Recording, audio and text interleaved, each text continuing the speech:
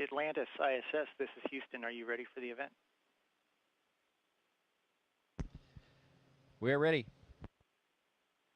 WPVI TV, this is Mission Control Houston. Please call Atlantis ISS for a voice check.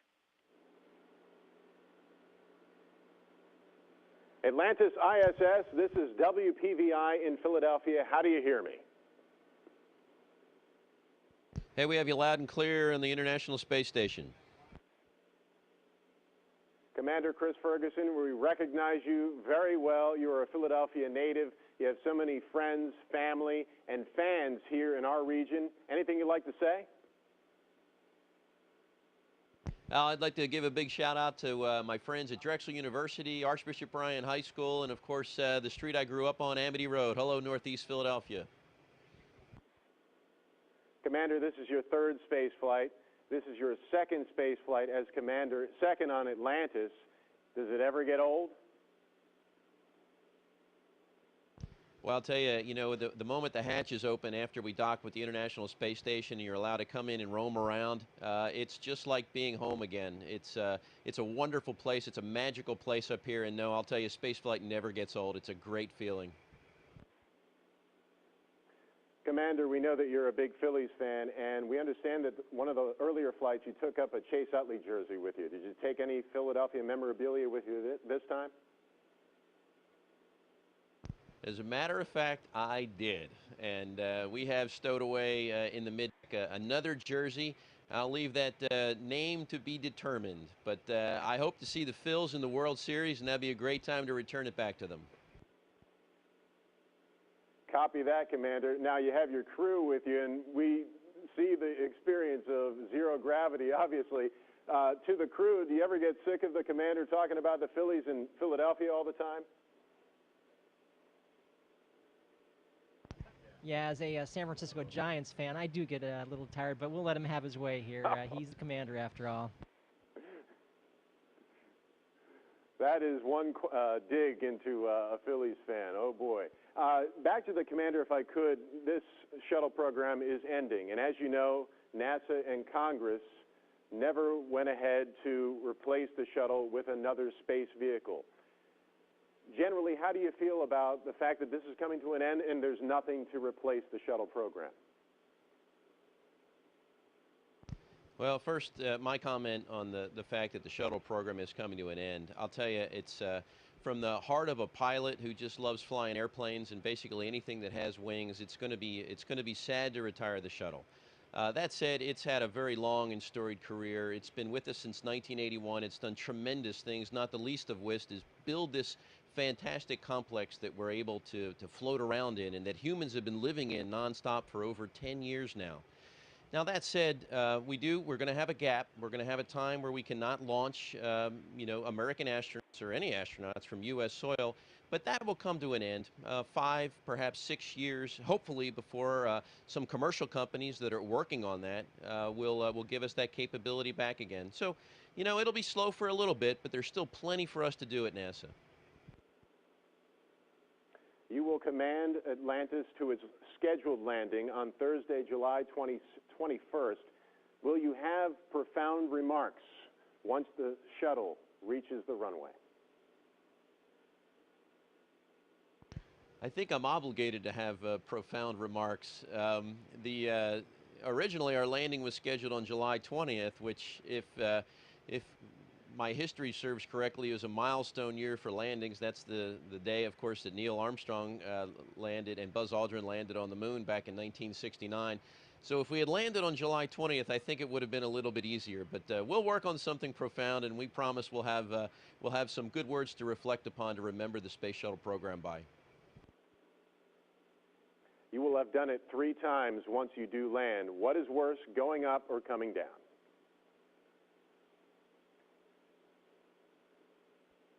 Well, I think coming down, if you had to qualify it, because we know we're leaving, going up it's sure a kick in the pants. And every time I've experienced, and I think if I can speak on behalf of my crew, every time we launch in a shuttle, there's something new. You know, for example, this time, I just remember it being an incredibly violent liftoff from the pad. I mean, I remember I could not read the displays. I could not even read a light that was in front of me. You know, if I had to qualify it, I'd say coming home is the sad part, going up is the exciting part. A few moments left. A quick answer, if we could. We know that you're a drummer in an astronaut rock band, which makes you the coolest astronaut ever. Do you practice your rudiments in the shuttle? Well, I think that my crewmates might argue that I'm the coolest astronaut ever, but no, I don't practice my rudiments. We have a great time with the band Max Q on the ground. We love playing for a lot of folks who support the space program, and we hope to get back together. I think we're going to have a little more time on our hands after this mission. Commander and crew, have a safe flight and a safe return to the United States. Thank you so much for talking to us here in Philadelphia. Thanks, Billy. Atlantis ISS, this is Houston ACR. That concludes the WPVI TV portion of the event. Please stand by for a voice check from KYW Radio.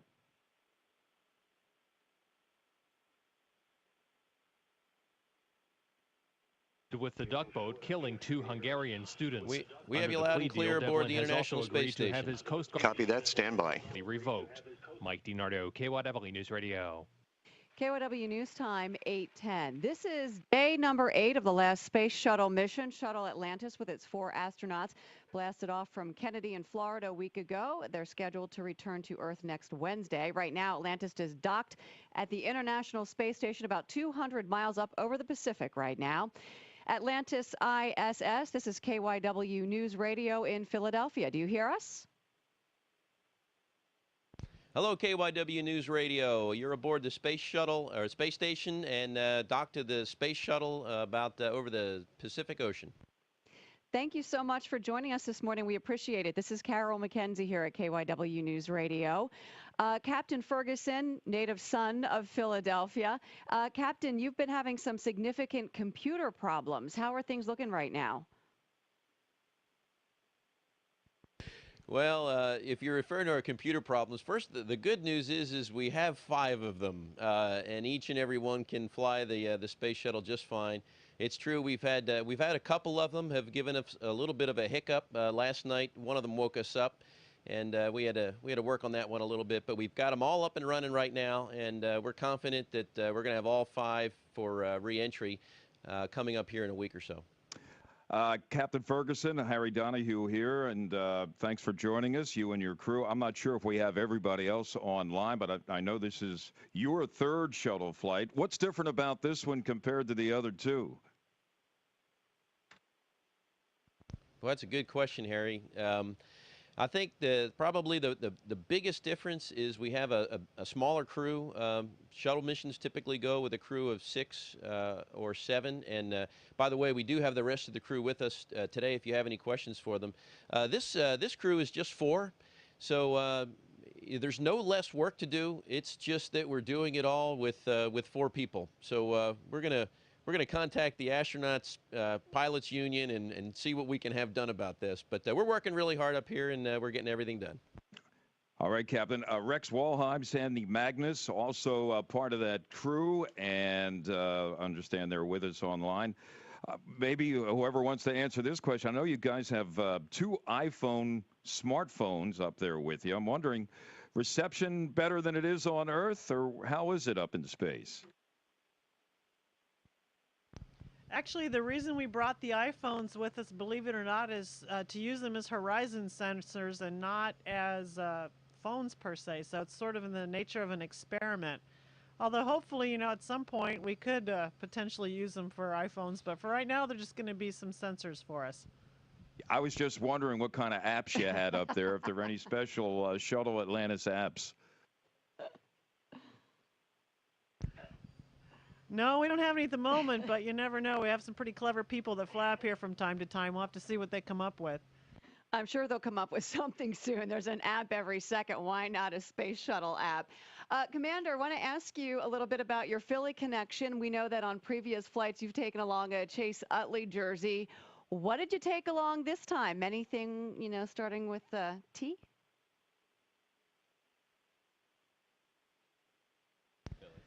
Yes, I did bring something up starting with a P, and it is for a key player on the Phils, and we hope to be able to take a trip up there and return it to him at the World Series coming up here in just a few months. So, and if that doesn't happen, we'll surely get it back to him at some home game in the not too far distant future. I'll reserve that mystery player until we manage to get it back to you. Oh, come on, Commander. Chris, we know you're from Philadelphia, the Northeast, St. Martha's Elementary School and Archbishop Ryan High School up there on Academy Road. I was wondering, were you a listener when we used to close schools in Philadelphia back in the day?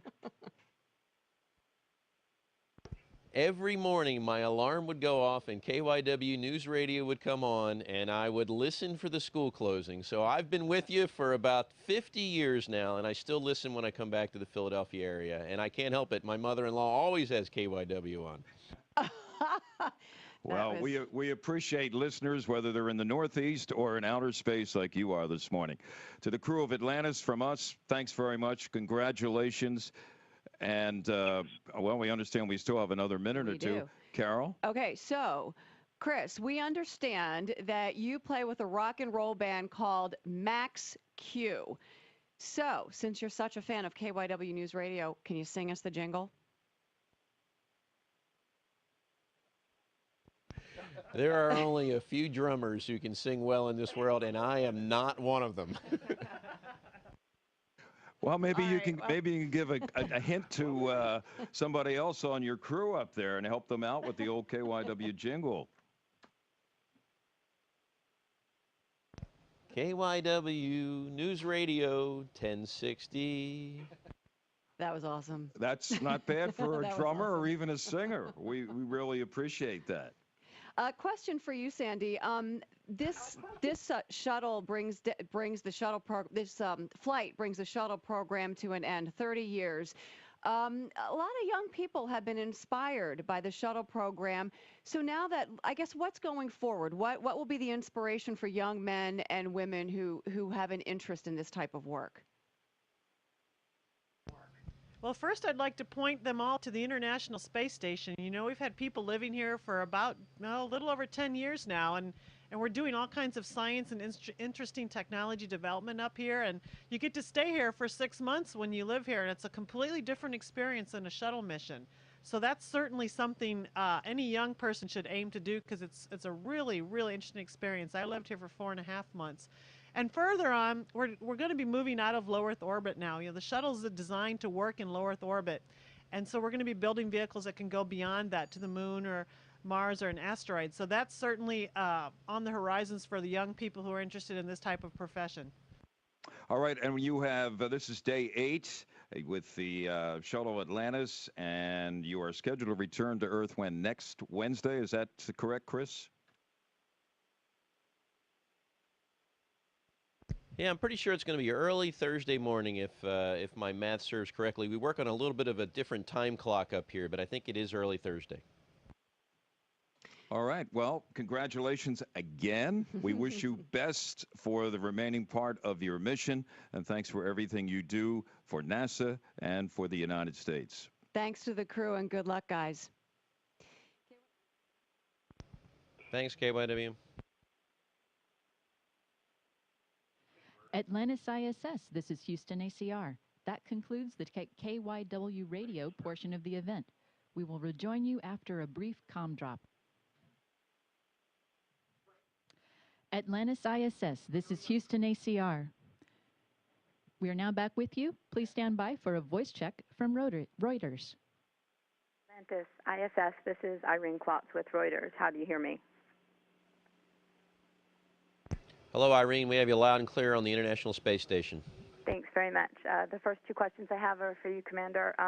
When you got jarred awake last night for the computer shutdown, did it take you a few seconds to remember where you are, or does your sleep body stay with you while you, your space body stay with you while you sleep? Irene, that's an excellent assessment. Just like on Earth, when you wake up or somebody wakes you up in the middle of the night, you open your eyes and you wonder where you are. But we had our gyros caged pretty quickly, and the great folks on the ground helped us solve the problem with our general purpose computer last night. Thanks. I understand you're going to be speaking with President Obama later today. If he asked you what you think he needs to do to keep the space program relevant in people's lives, what would you tell him and why? Well, I think probably number one on the list would be the source of inspiration that doing amazing things up in space provides for young men and women.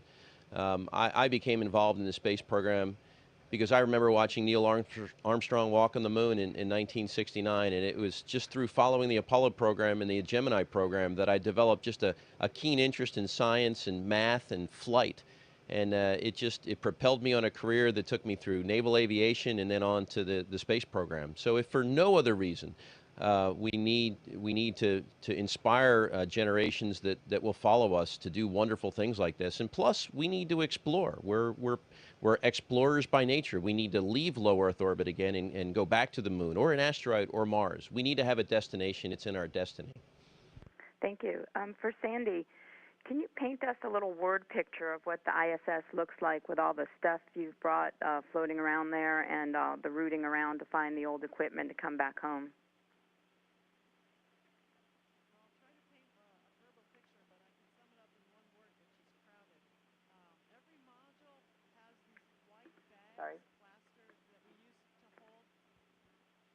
Sorry about that, Irene. In a word, it's crowded up here. Almost every module has these white, we call them cargo transfer bags or CTBs. They're stuck with bungees to the front of panels. The PMM, which is the permanent stowage module that was brought up a couple flights ago, if you look in through the hatch, the PMM, all you will see are white bags stuck to walls because there's not enough space for some of the things that we brought up to go behind the racks or behind or inside the stowage areas. So it's sort of a sea of white bags floating around, and we're hoping to help straighten it up a little bit before we leave. Thank you. For Rex, about a week and a half before you launched, the first module of China's space station reached the launch site. If they're able to get it into orbit and to staff it, don't you think it'd be kind of weird to ignore them in orbit? Oh, absolutely. You know, I think in space is one of the biggest international brotherhoods they have. You know, here we are, a crew of different countries. We have, you know, American astronauts and Russian astronauts and Japanese astronauts. We all work together as one big team. We work together. We solve problems together. We laugh together. We eat together. It is the best example of international cooperation I know of, and it's at the working level, and I think that kind of works its way up to other parts of the country. So China being in space, I think, is a great thing. I think the more nations that get in space, the better cooperation we'll have with each other. Thank you. For Doug, how comfortable are you that the ISS is going to be the U.S. human spaceflight program for the next decade or so? Oh, completely. You know, we've got some great folks that work in the International Space Station program, and you know, there's been just extensive planning to get the station in this posture for the next decade. We've got several automated vehicles that can resupply. We've got commercial providers that are going to be coming online in a year or so to provide cargo as well, and eventually crew support taking us back and forth. So the ISS is in great hands. It's a great crew on board, and you know, the future couldn't look any brighter. Thanks. Also for you, I was just wondering if you were surprised that you launched on the first try, considering the weather at KSC and then that last-minute glitch with the O2 vent arm.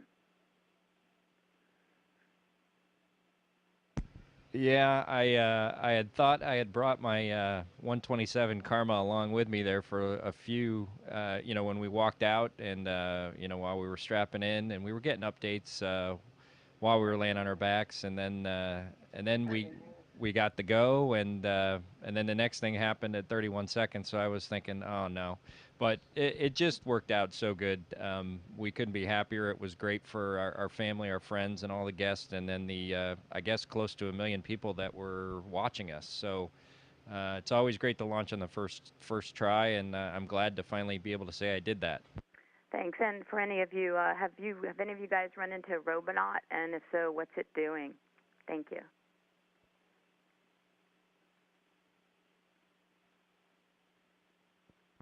we have Robonaut is hiding because of all the company. We brought him in the sea of bags, but he'll probably come out to do some work after we're gone. Thanks. That's all the time we have. Appreciate your time and safe landings.